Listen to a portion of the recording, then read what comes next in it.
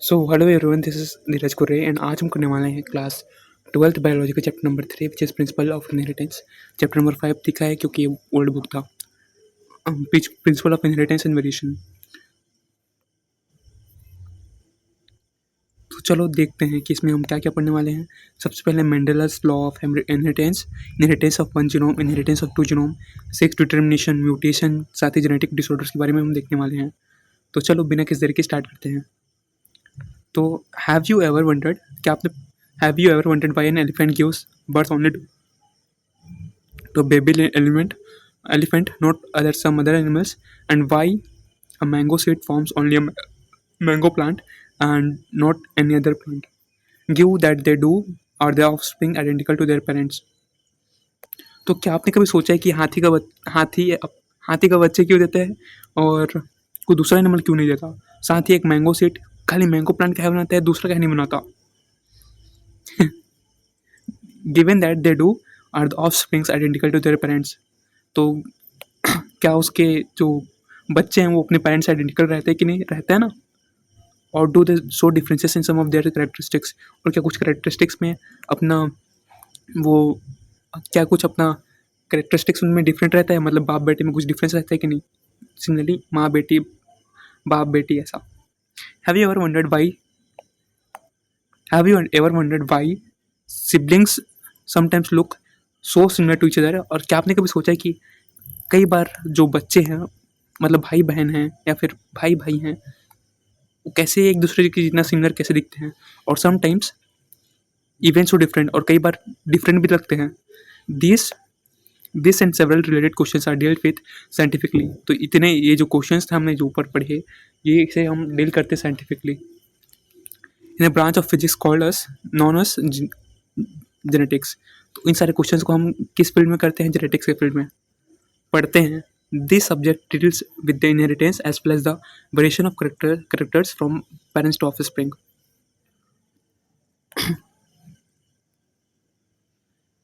This subject deals with inheritance.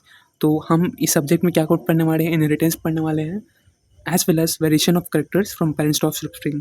साथ ही हम वेरिएशन के बारे में पढ़ने वाले हैं, जो जब पेरेंट से ऑफस्प्रिंग मतलब बच्चे में होता है जो variation. Inheritance is the process by which characters are passed on from parent to progeny. तो इनहेरिटिंग एक प्रोसेस है जिससे जो करेक्टर्स है ना बाप का मतलब पेरेंट्स का, वो पास ऑन होता है अपने बच्चे में। It is the basis of heredity, ये है basis of heredity. Variation is the degree by which progeny differ from the parents. और वेरिएशन का मतलब क्या है? वो डिग्री ऑफ डिफरेंस जितना मतलब कोई बेटा अपने बाप से कितना डिफर कर रहा है ना?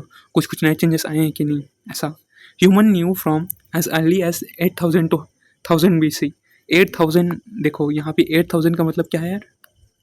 8000, मान लो ये ज़ीरो है ना, ज़ीरो, फिर उसके बाद हमारा आया है 2025। तो ज़ीरो के पहले ना हम ऐसे नापते थे 8000 पुराना, 8000 से कम तर, मतलब 1000 BC है, समझ जाओ। मतलब 8000 मतलब बहुत पुराना, इसको जस्ट उल्टा नापते थे। और 1000 मतलब अभी अभी रिसेंट का टाइम, मतलब 1000 भी बहुत है यार। That one of the humans इतने सालों से जानते थे कि जो कॉज है वेरिएशन का, वो सेक्सुअल रिप्रोडक्शन के अंदर ही छिपा हुआ है। कितने स्मार्ट थे यार ह्यूमंस, उनको पता था कि जो वेरिएशन है वो सेक्सुअल रिप्रोडक्शन से होता था। They exploited the variations that were natural present in the wild population of plants and animals to selectively breed and select for organisms that possessed desirable characters. तो उन्होंने सिंपली एक्सप्लॉइट करना start कर दिया natural चीज़ों को, जैसे कि उन्होंने सिलेक्टिवली ब्रीड कराते थे प्लांट्स एनिमल्स का, मतलब प्लांट्स का स्ट्रॉन्गर प्लांट से और एनिमल्स के स्ट्रॉन्गर एनिमल से, जिससे उनका जो बेनिफिट ना वो पूरा हो, मतलब उनको जो डिजायरेबल करेक्टर चाहिए वैसा। From example for example through the artificial selection and domestication from ancestral wild cows we have well known Indian breeds. तो एग्जाम्पल के तौर पे हमारा जो आर्टिफिशियल सिलेक्शन या फिर डोमेस्टिकेशन है ना, कई सारे एंसेस्ट्रल वाइल्ड पुराने वाइल्ड काउस का, जैसे कि हम जानते हैं इंडियन ब्रीड्स को, जैसे कि एग्जाम्पल साहिवाल काउस का पंजाब का। We must however recognise that our ancestors knew about the inheritance and characters and variations. They had very little idea about scientific basis of phenomena. तो साहिवाल काउस कैसे बना है? इसी की वजह से बना है, स्ट्रॉन्गर ब्रीड को ज़्यादा पालते थे, मतलब ज़्यादा उनका सेक्सुअल रिप्रोडक्शन कराते थे, वो भी स्ट्रॉन्गर पार्टनर्स के साथ। उसके बाद है 5.1 Mendel's law of inheritance. Mendel's law of inheritance it was during mid 19th century. तो ये मिड 19th सेंचुरी का दौरान है। मिड 19th सेंचुरी मतलब 1850। That head way was made in the understanding of inheritance, कि तभी एक अंडरस्टैंडिंग ऑफ इनहेरिटेंस को आया था। ग्रिगोर मेंडल एक जाने माने साइंटिस्ट है भाई, सल्यूट है इस बंदे को। एक गहरी बात बताऊं, आई थिंक आगे दिया होगा कि जो ग्रेगोर मेंडल का जो रिसर्च है ना, वो भी इनके मरने के 20 साल बाद साबित आया था, माना था कि ये इंटेलिजेंट है। जीते जीते इनको कोई इज्जत नहीं दिया था। Hats off to him and comment लिखना, Mendel's are OP in the chat and proposed the laws of inheritance in living organisms। उन्होंने जो लॉस ऑफ इनहेरिटेंस है लिविंग ऑर्गेनिज्म में वो बताया था। साथ ही हाइब्रिडेशन एक्सपेरिमेंट किया था, कौन सा वाला, प्लांट वाला। During Mendel's investigations into inheritance patterns it was the first time that statistical analysis and mathematical logic were applied to problem in biology. तो जब मेंडल्स ने इन्वेस्टिगेट करना स्टार्ट किया था, तभी पहली बार जो स्टैटिकल एनालिटिक्स था, साथ ही मैथमेटिकल लॉजिक था, वो पहली बार अप्लाई हुआ था बायोलॉजी में।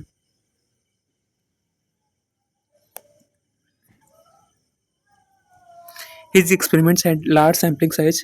जो एक्सपेरिमेंट था उनके पास लार्ज सैम्पलिंग साइज था, मतलब बहुत सारे सैम्पल साइज थे, which have greater credibility to data and data collected. मतलब इन्होंने खुद उतना सारा डेटा बना के रखा था जिससे ये पता कर सके कि इनहेरिटेंस होता कैसे है। Also the confirmation from his influences from experiments on successive generations of stage plants. साथ ही मतलब इन्होंने क्या किया था यार, इनके पास बहुत सारे डेटा था किसका, प्लांट्स का, पीस का, जिन्होंने मतलब उनके पीढ़ी दर पीढ़ी जो था ना, क्या प्लांट्स का जो जनरेशन उसको बढ़ाया था, वो डेटा कलेक्ट किया था। Mendel investigated characters in the garden pea. तो मेंडल ने क्या किया था, इन्वेस्टिगेट किया था, जांच पड़ताल किया था गार्डन पी प्लांट का। That were manifested as two opposing trait, जिसे मैनिफेस्ट किया जाता था कि वो उसके पास दो अपोजिंग ट्रेट हैं, टॉल या फिर शॉर्ट, मतलब दो अपोजिट ट्रेट्स के साथ, क्वालिटी के साथ। जिसकी शॉर्ट लंबे लंबे प्लांट और छोटा प्लांट का क्रॉस ब्रीडिंग कराता था, येलो या फिर ग्रीन सीड्स कराता था। This allowed him to set up basic framework of rules governing inheritance. तो इस जब वो एक्सपेरिमेंट किए तो उससे ये मदद ली इस एक्सपेरिमेंट से कि फ्रेमवर्क क्या है इनहेरिटेंस का, which was expanded by our later scientist account for all the diverse national observation and the complexity in inheritance in them. उसके बाद बाकी सारे साइंटिस्ट आए और इसको प्रूव किए कि ये सही थे बंदे, और जो लॉस ऑफ इनहेरिटेंस ना उसको बढ़ाए। Mendel conducted such artificial pollination cross pollination experiment using several true breeding pea lines. तो मेंडल ने कंडक्ट किया था ऐसे कई सारे आर्टिफिशियल पोलिनेशन या फिर क्रॉस पोलिनेशन एक्सपेरिमेंट जिससे ट्रू ब्रीडिंग पी लाइन्स आए। True breeding line is one that true breeding line is one that having undergone continuous for self pollination shows the stable trait inheritance and express for further generations। एक true breeding line है वो है जिससे having undergone continuous self pollination, जो self pollination कई बार किया हो, मतलब खुद से पोलिनेट किया हो, shows the stable trait inheritance, मतलब कि स्टेबल जब भी वो पास आउट हो तो जो ट्रेट है ना वो स्टेबल रहे। मान लो टॉल है तो अगले बार भी टॉल हो, अगले बार भी टॉल हो, किसी में दिक्कत ना आए ऐसा। Mendel selected 14 true breeding pea plant varieties. तो मेंडल ने 14 true breeding plant varieties choose किया था।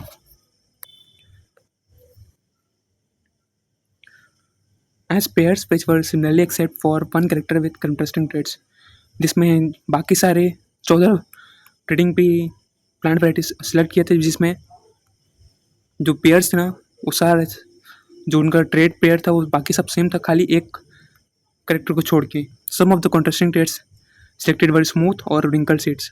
कुछ कॉन्ट्रास्टिंग सिलेक्टेड स्मूथ और रिंकल सीड्स थे, मतलब कुछ ट्रेड्स की बात कर रहा हूँ। कई सारे पी प्लांट्स में रिंकल सीड थे में, तो कई में था स्मूथ, या फिर कई कलर का, कईयों का जो बीज का कलर था येलो था या फिर ग्रीन सीड्स थे।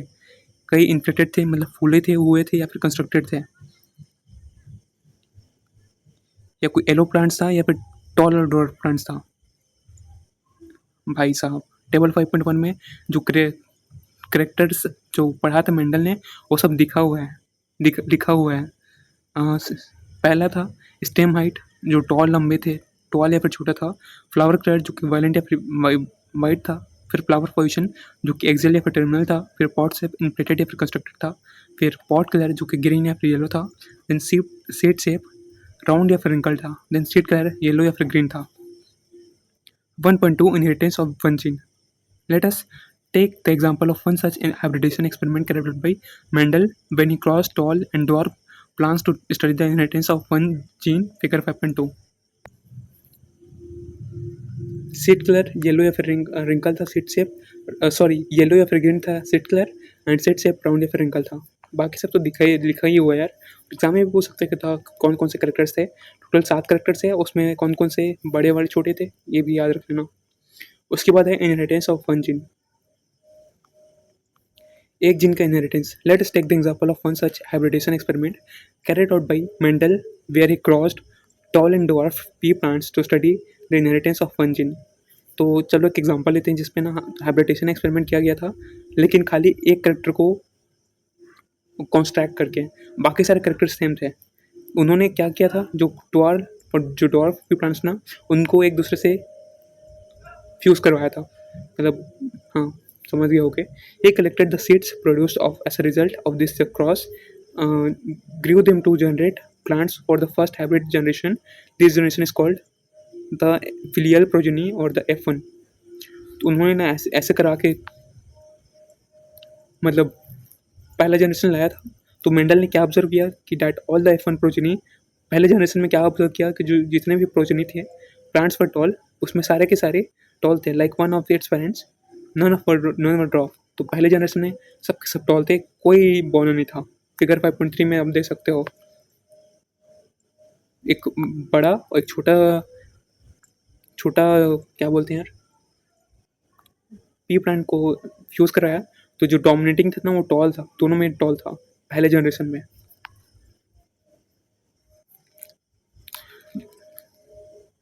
He made similar observation for the other pairs of trade, और उन्होंने क्या किया, सिमिलर ऑब्जर्वेशन अदर ट्रेड के बारे में भी किया था। He found that the F1 always resembled either one of the parents that the trait of the other parent was not seen of them.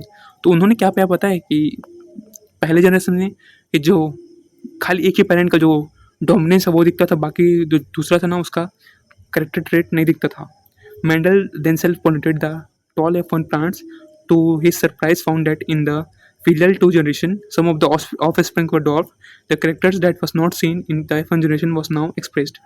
तो मेंडल ने क्या पाया पता है, जब F1 जनरेशन जो नया बच्चा पैदा हुआ था टॉल एंड शॉर्ट से, तो उनको जब फर्दर इसी तरह के प्लांट से किया गया फर्टिलाइज, तो क्या पाया गया कि इस बार ना जो शॉर्ट करेक्टर था वो भी आ गया है। The proportion of the plants were dwarf for 1/4 of the F2 plants, while 3/4 of the plants were tall. तो मतलब ना 3/4 4 में से 3 टॉल थे, खाली 1/4 F2 प्लांट छोटा था। The tall and dwarf traits were identical to their parental type and did not show any blending. तो जो टॉल एंड ड्वार्फ ट्रेट्स था ना वो आइडेंटिकल था पेरेंट की तरह, और कुछ भी ब्लेंडिंग नहीं हुआ। That is all of spring for either tall or dwarf, then none were between heights. मतलब कोई इनके बीच का हाइट नहीं आया, सिर्फ टॉल या फिर ड्वार्फ था, कोई बीच का हाइट नहीं आया। फिगर 5.3 में देख सकते हो, F1 जनरेशन था, अपने ही तरीके की से इसको क्रॉस करवाया, तो क्या हो पाया गया कि 3 बड़े निकलते थे, एक छोटा निकलता था 1/4। Similar results were obtained with other traits that he studied. तो सिमिलर रिजल्ट निकला जब वो दूसरे ट्रेड को भी पढ़ रहे थे कि खाली एक ही पेरेंटल ट्रेड्स ना पहले जनरेशन में दिख रहा था, और F2 स्टेज पे वो दोनों ट्रेड दिख रहे थे, लेकिन किस प्रोपोर्शन में, 3:1 में। जो बड़ा वाला था 3 था, बाकी जो छोटा वाला था वो एक्सप्रेशन वो 1 था। The contrasting trades did not show any blending at इधर F1 और F2 स्टेट। तो जो कॉन्ट्रास्टिंग ट्रेड था ना वो कोई ब्लेंडिंग शो नहीं किया, मतलब या तो बड़ा ही होता था या तो छोटा ही होता था, कोई बीच का नहीं होता था। Based on this observation, Mendel proposed that something was being stably passed on. तो इस ऑब्जर्वेशन के द्वारा क्या किया गया पता है कि कुछ तो पास हुआ जा रहा है एक जनरेशन से दूसरी जगह, वो भी unchanged from parents to offspring through the या तो गैमेट्स ग्रुप में या फिर हाँ सक्सेसिव जनरेशन पे गैमेट्स ग्रुप पे।